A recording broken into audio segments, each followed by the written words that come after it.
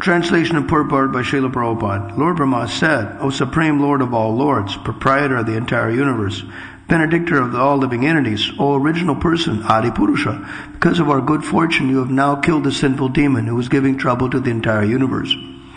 Purport. The word Purvaja is described in Bhagavad Gita 10.8. Aham sarvasya prabhavo matak sarvam pravartate. All the demigods, including Lord Brahma, are manifested from the Supreme Personality of Godhead. Therefore, the original person, cause of all causes, Govinda, the Adi Purusham. End of the purport. Vrindavane Ramanareti Prasiddha Bhumo Tatrapi Krishna Balarama Supada Mule Jnanam Padam Padamai Krishna Sudharma Chuktam Dandastadeva Prabhupada Namo Namaste.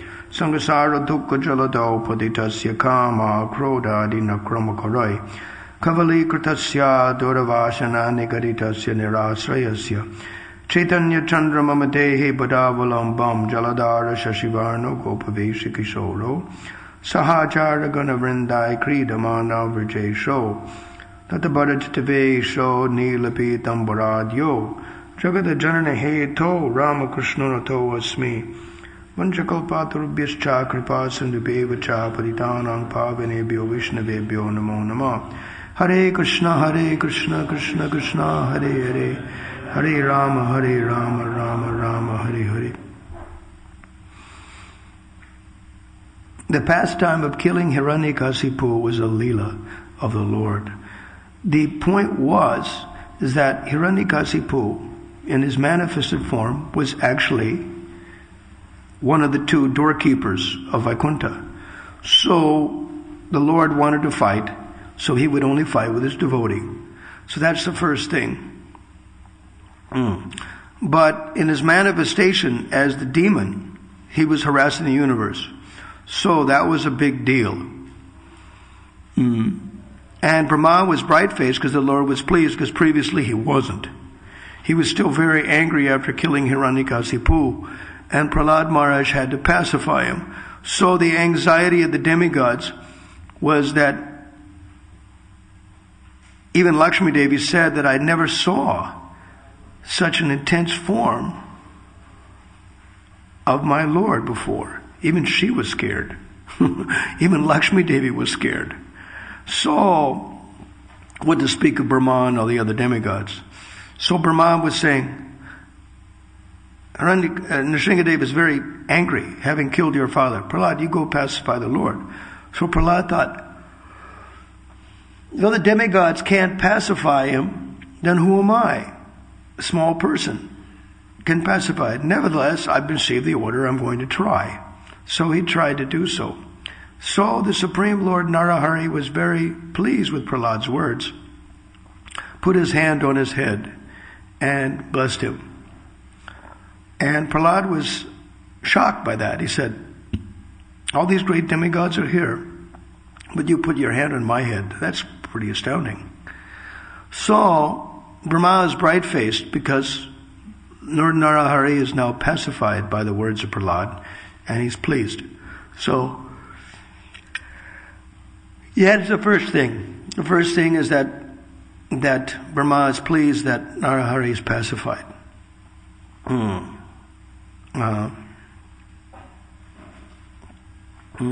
Like this.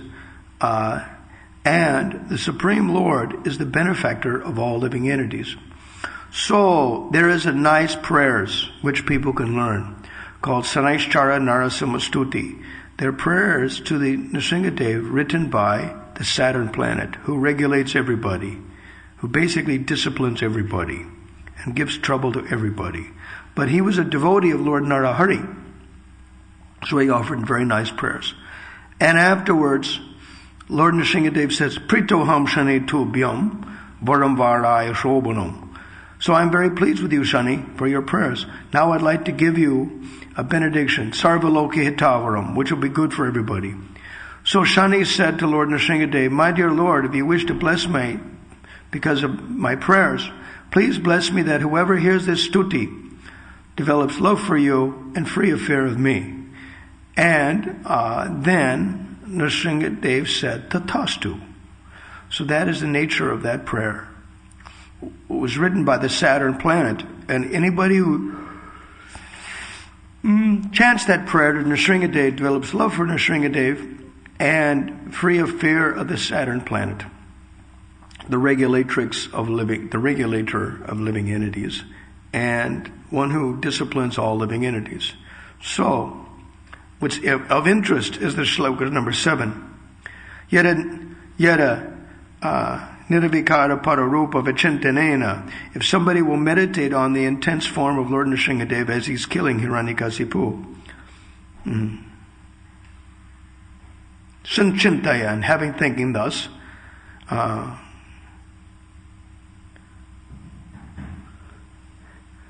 Vishaya agibi, you will be free from the sins of material desires. And bhuta jvara graha samudabhava biti nasham. You'll be free of the fear of bhuta, living entities, or ghost, jvara, fevers, graha, malefic planets, like Shani, samudabhava, obstacles, biti nasham, the fear of that will be destroyed. The Supreme Personality of Godhead destroys the obstacles of his devotees as described in 18th chapter of Bhagavad Gita, verse number 58, where it says that anyone who thinks of me, Chaitasa Sarva Durgani, thinking of me in all types of difficult circumstances, Madhprasada Tarasyasi, by my grace you'll cross over those problems. So that's the fact that in any manifestation of the Lord, if somebody remembers them, they cross over their problems. In the age of Kali, Krishna and Balarama manifest themselves as Gaurnitai, and they distribute Krishna consciousness to them, to the world. And they also destroy obstacles on the path of their devotees, like that. So, and all of the forms of the Lord which devotees worship are basically seen in those kind of lights. Although the Supreme Personality of Godhead takes care of his devotees in any of the manifestation, Varada, they are the best of givers of benedictions. Still, the Lord is manifested in this Kali Yuga as Gaurnitai, and they distribute. So, when you see Gaurnitai, you should remember your Lord, like that. What is very nice about it is that the Supreme Personality of Godhead, irregardless of how he's worshipped, destroys the pains and difficulties of his devotees. As Sanaischara Narasimhastuti says,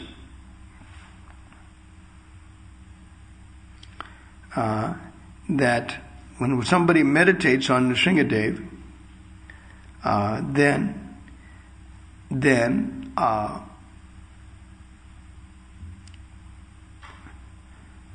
Yoanija Bhaktamanalambo Dabuddharoga, the Lord is meditating on his devotee, Yoanija Bhaktamanalambo Dabuddharoga, Shringa Prapata, as Prahlad Maharaj was trying to be pierced by the horns of animals, Vishadanta, or being bit by poisonous snakes, Sarisaribhya, Sarvatmaka Paramaka Raneko Raksha, the Supreme Personality of Godhead protects his devotee.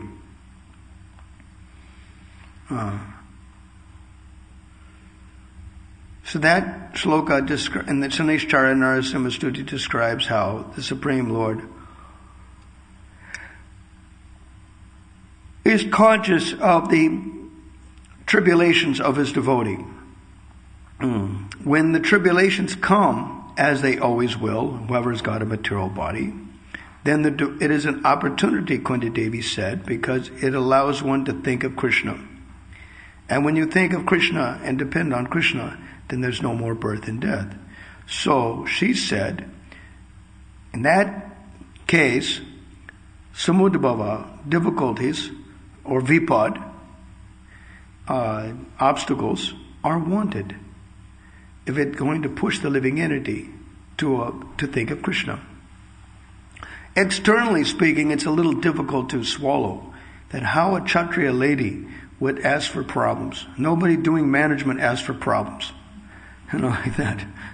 And as much as devotees that have material bodies ask for difficulties like colds and fever and like that, tuberculosis, cancer. One devotee, disciple of Radhanath Maharaj, named Stoka Krishna, he went to Varshana and said, I have really no taste, Sriji, for the holy name. I think you're going to have to push me by giving me some terminal disease. And when he prayed like that, when he got to Bombay and did a health checkup, it turns out he had cancer.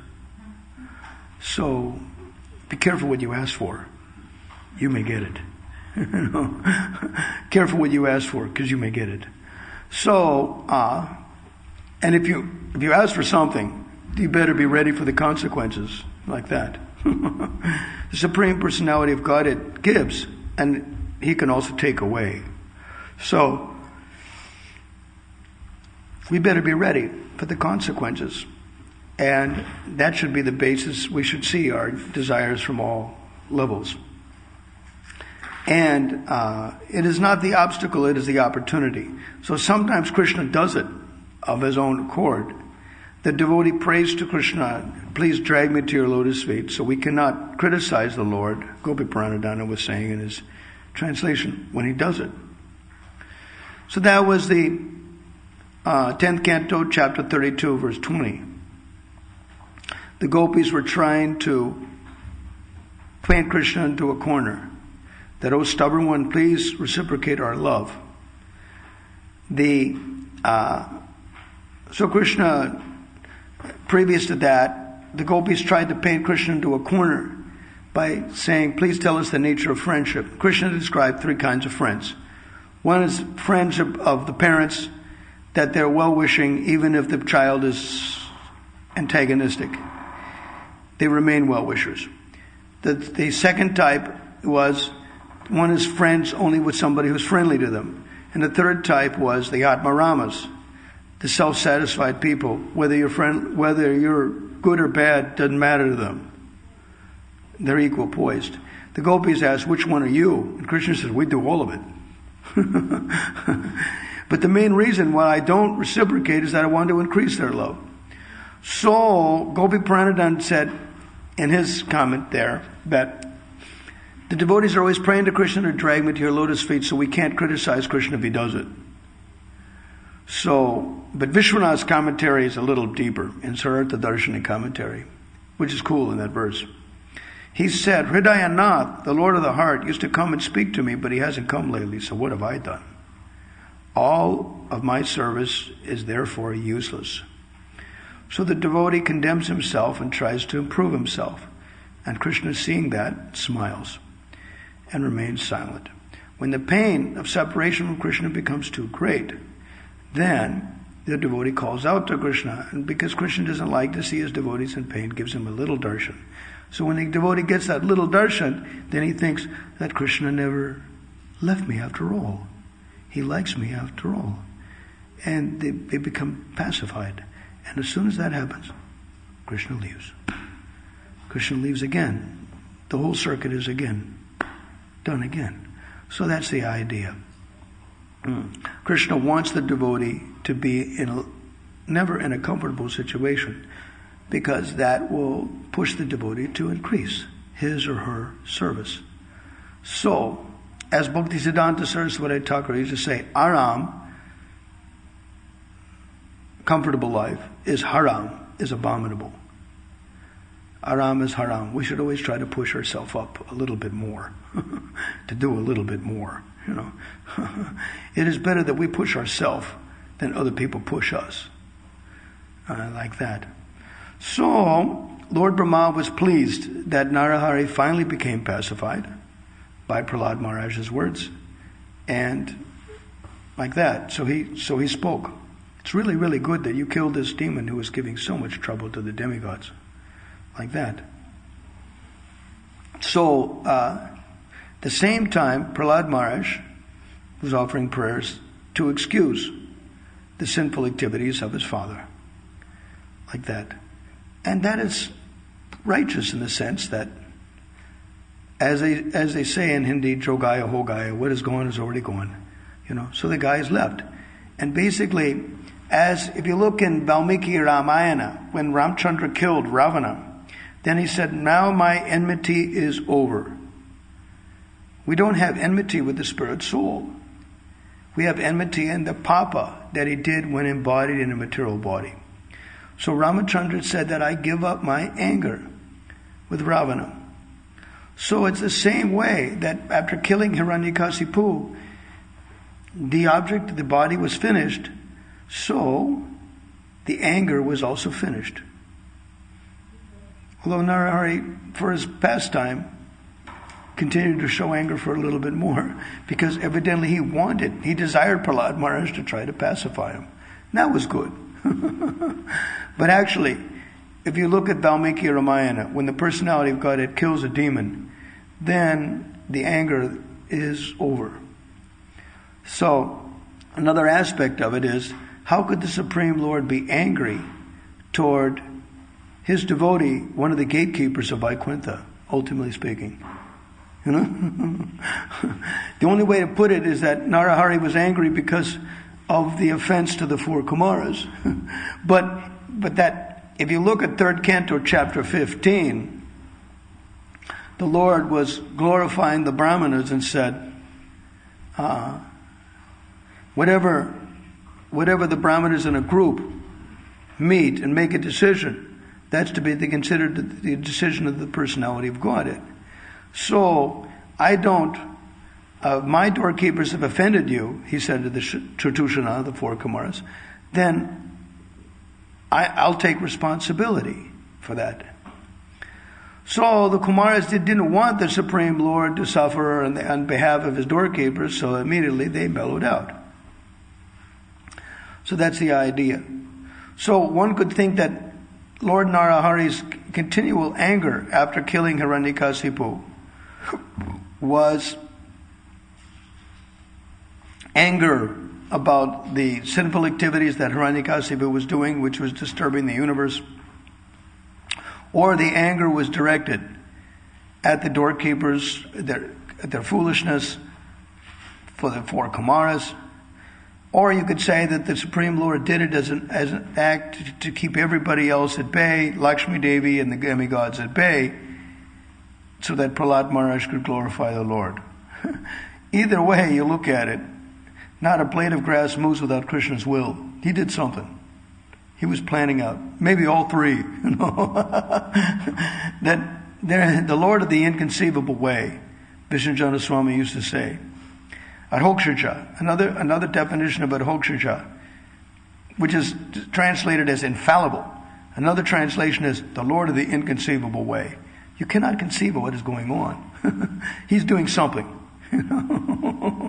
He is doing something. So Brahma was offering prayers because finally, because of Prahlad Maharaj's sweet words, finally Narahari became pacified and gave up his anger. It's good. Yet Brahma couldn't forget that this demon had done so much in the universe to cause disturbance, and now the universe has become pacified because of Narahari's destroying the body of the demon. So, the biggest thing, as described, that in previous ages, in yugas, the demons and the demigods were on different planets. And in the Treta Yuga, the demons and the devotees were in the same planet, the same continent. And in the Dwapara Yuga, the demons and the devotees are in the same family. And in the Kali Yuga, the demons and the devotees are in the same body. So the Suras and Asuras are in the same body. So, Gauranga Mahaprabhu tries to destroy the demoniac nature of the living entity. We all have our free will. I asked this question to Bhaktivedanta Purna Maharaj in Lithuania, that what will it take for Krishna to force the living entity? to righten themselves. Like a parent or something like that. All right, this is enough. I've had enough. Now I'm going to force the living entity. I was thinking maybe in Bhakti Sandarbha or something you'll find some shlokas to that effect. When the Supreme Lord interfere. Bhakti Vidyapurna Maharaj answered the question that Krishna will never interfere with the minute independence of the jiva. However, he will manipulate the situation so that it's basically a foregone conclusion. You got to be stupid to decide something else. So Krishna makes it at the same time. Even if we realize that something is right, it doesn't mean we're going to do it. So therefore, the situation may have to be manipulated further to force us to come to a good agreement. Therefore, continuing to pray to the Supreme Lord to force us to His lotus feet is a pretty good idea. It's a pretty positive idea. In that sense, it's a pretty positive idea. But that He may adjust the circumstances in such a way that we will surrender more and more. This is positive. It's a positive aspect of it. Now, there are other game-changing experiences. I've been mentioning it a little bit yesterday, which one can do to try to push things along a little faster. One of them is serve Tulsi Rani. If you serve her and love her and think of her and work for her, then she will change things beyond your karma. It's not, for a parent and well-wisher in this material world, it's not what we want the child to be. It's what the child is. So they're constrained on their anugraha, their mercy, or their discrimination, or whatever. It's constrained because of the material qualifications or disqualifications of the person involved. Like that. However, Tulsi Rani is different. She is Jagaddatri. She has not got a material form. Her form is spiritual. If you want to serve Krishna, she can help you get it done. Therefore, her name is Bhakti Chaitanya Karini, the cause of devotional mood. And Sarva So Bhagyavardhani, everybody's good fortune is increased. Even down to the demons. You can actually give Tulsi Kanti to anybody. You can actually give Tulsi service to anybody. Prabhupada was saying about seeds. We don't give plants to non-devotees. That's where our head's at, right? But Prabhupada said in 1972, 71 I think it was, when Giriraj Maharaj was president of Bombay, when they were asking for Tulsi plants, he said, give them seeds. If she sprouts, who are we to tell her no? So you can give seeds to people. I also suggest giving e-books, how to take care of them. I also suggest keeping a lamp. A lot of our own devotees don't do that. 99% of their problems would be solved, taking care of her, if they got a good lamp. What's a good lamp? HPS, high pressure sodium. Costs you about 200 quid, but she flowers like anything. She really loves that spectrum. Ordinary stupid lamps, tube lamps and stuff, dopey. It's enough to keep the leaves going, but it's not going to make her flower. If flowers is what the pujaris want to offer the deities, get HPS, high pressure sodium. Other tube lamps are for the birds. It just doesn't work. The other one you can do is T5s. They're monsters. They're like the squiggly CFLs. Same style, but bigger. They're monsters. They're about this big. Like that. And a big round, thing for screwing in the bulb. And they're about this big. They're monsters. But they burn very less juice. It's only about 105 watts a shot. They're good. If you can get them, they're also good. They're cool. You can keep it close to her. Doesn't bother her. You'd have to have 3 of them. One on this side, one on that side, one on top. They're also there. T5s. They're okay. HPS is better than T5s. But they're a little hotter. They got to be a little bit away from her. A little bit of a distance. But in the wintertime, that's not such a big deal. And how long do you keep them on? 14 to 18 hours. Sun is extra. Whatever comes to the eastern window, sun is extra. If you got her in a place like I had in the 80s, in the 70s, the late 70s, early 80s, I was having her facing a southern window. She got 0 direct sunlight coming through the window. So we were growing her in artificial light the whole time. We had it on 18 hours a day, from 4 o'clock in the morning until 10 o'clock at night. It's not a bad idea. You've got some direct lights coming through the window straight. If you got an eastern facing window, okay, knock off 4 hours. In the middle, you have a meter, turns it on, turns it off when the light's streaming through the window. Could do. And if you do that, her immune system gets boosted so much so that bugs and other things become history. 99% of the problems are alleviated by a good lamp. Like that. And Tulsi disappears when lamps are not provided. Or another thing is that she stretches first for the light. She stretches in the window on the other side, like that. Or she stretches up looking for the lamp. So that's one consideration of having a useless lamp, is that she's going to stretch. If you crop the top bud, then she stretches less. Another thing is that an HPS bulb is such a strong light, the tendency for her to stretch is less. So you're going to have a much less problem. It's really, really cool. I've been getting some recent stuff about it. HPS is cool. They're so cool that even the government is using them on the streets now. They're longer lasting. They last a much longer time. They're much more efficient as a light source. They're even using them on the highways at night. They're using them on HPSs at night. So it's quite good. They're quite good lamps. Next thing, game-changing, is Ekadasi Vratam. Everybody needs to improve. And we know we're not this body. Ekadasi means prove it. What are you doing to prove it? You know you're not this body. What are you doing to prove it? You know the philosophy. Ekadasi Vratam is like that. Now, it's not just the ordinary Ekadasi that ISKCON thinks about. No grains, no beans stuff. Beginning. That's the beginning stuff. Okay? We can eat, can't we? If you're preaching. If you're going out preaching. How much is that? 1% of the population? The rest of the time, do austerities to purify your nature. Then your preaching or your service will be much better. Your namahatya will be much better. Like that.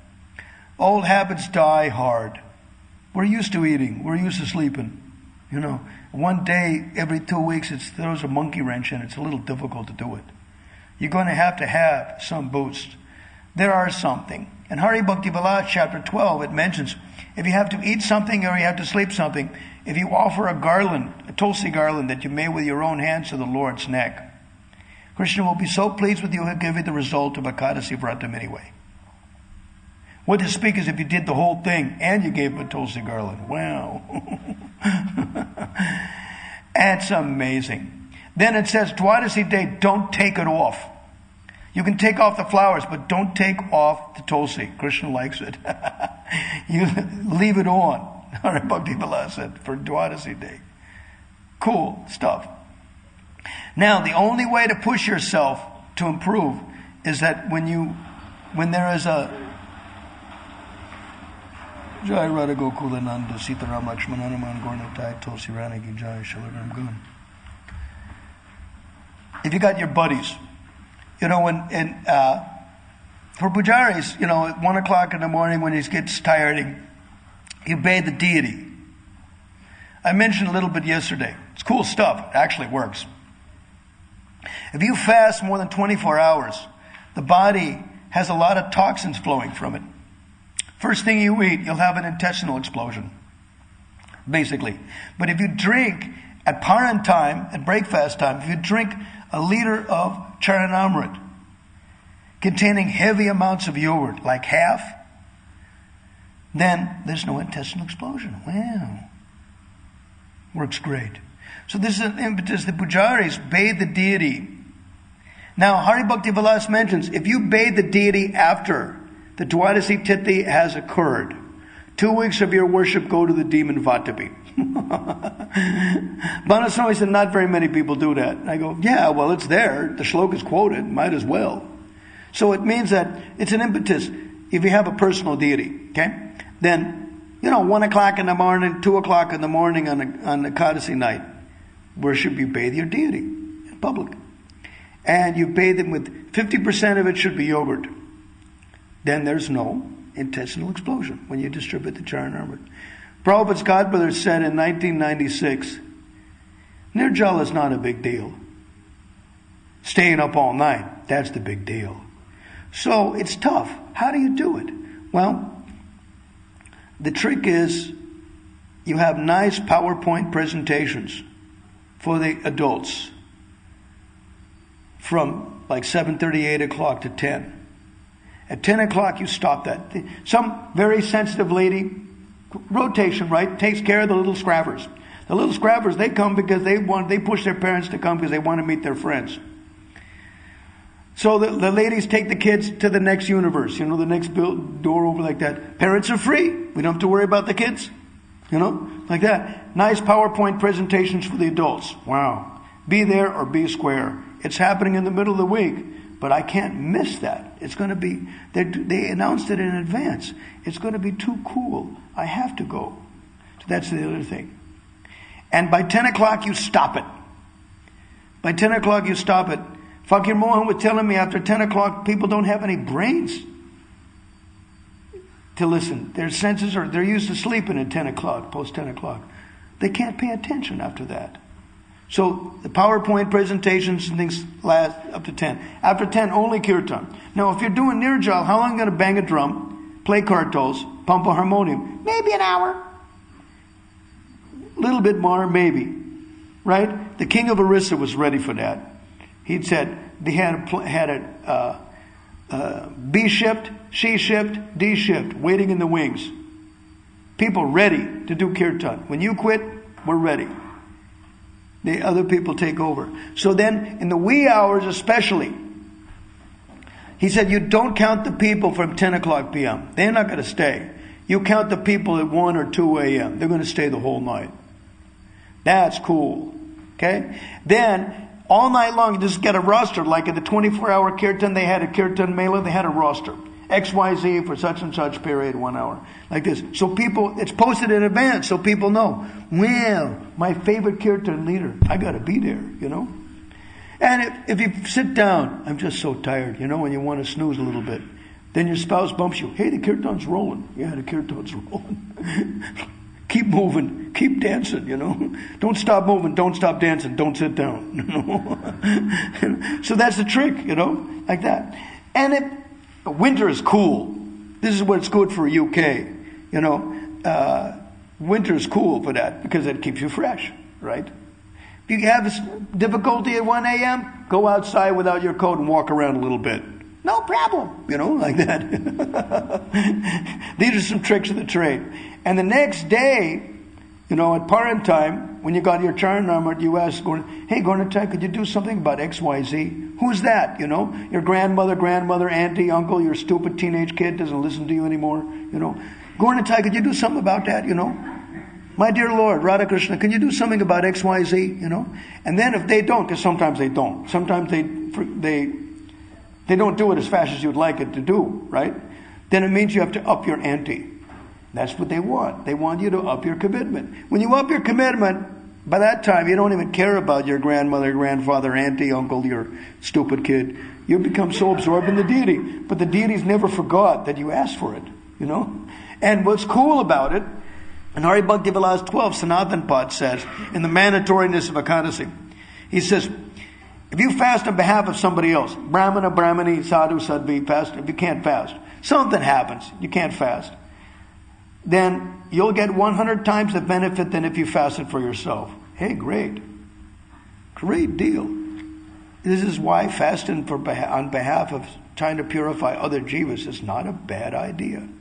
You purify yourself and you purify them too. Why not? If they don't get better measurably, then it means you have to increase your commitment. That's all. It's not a bad idea. These two things are game changers. Tulsi Rani is Moksha Pradayani, Amritattva Pradayani. She gives liberation. She increases everybody's good fortune, even the demons. And worshipped by the demigods and the demons because she changed their life. Next, Ekadasi, it said, you could have been a prostitute, a gunda, extortionist, murderer. Didn't matter what you did. If you did Ekadasi, you're liberated anyway.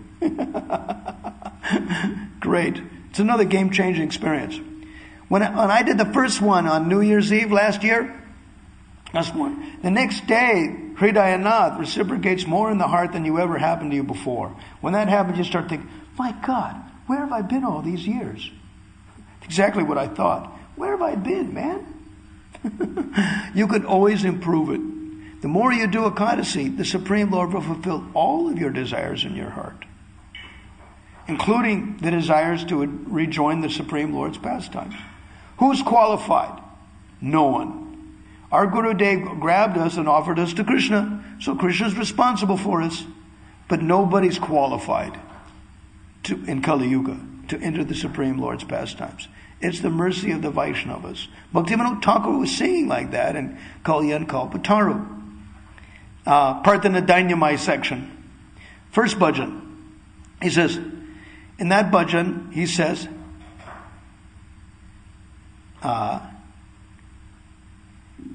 Vaishnavera nivedane Krishna dayamoy ehano pamara trati hoy be sodoy.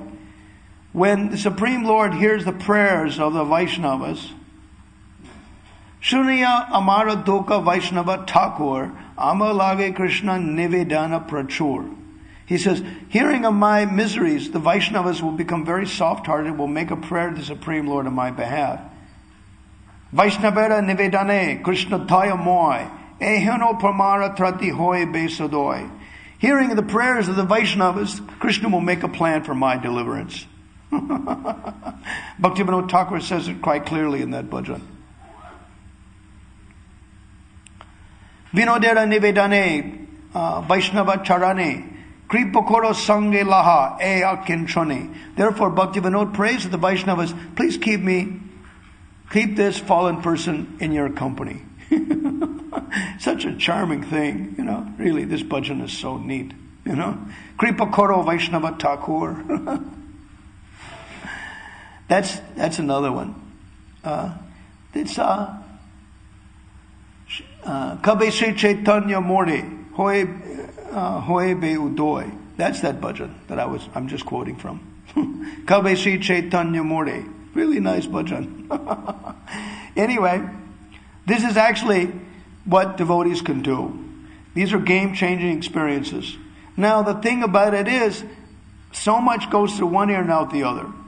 So many people, you give a lecture, just goes through one ear and out the other. Yeah, it was interesting. I'm not going to do a damn thing about it. So, abhyasanam, practice, means you actually do it. You get off your duffer and you do it. When you do it, then you get mercy of the devotees. Abhyasanam is the real mercy.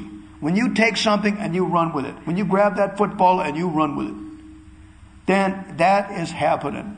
This is how it happens.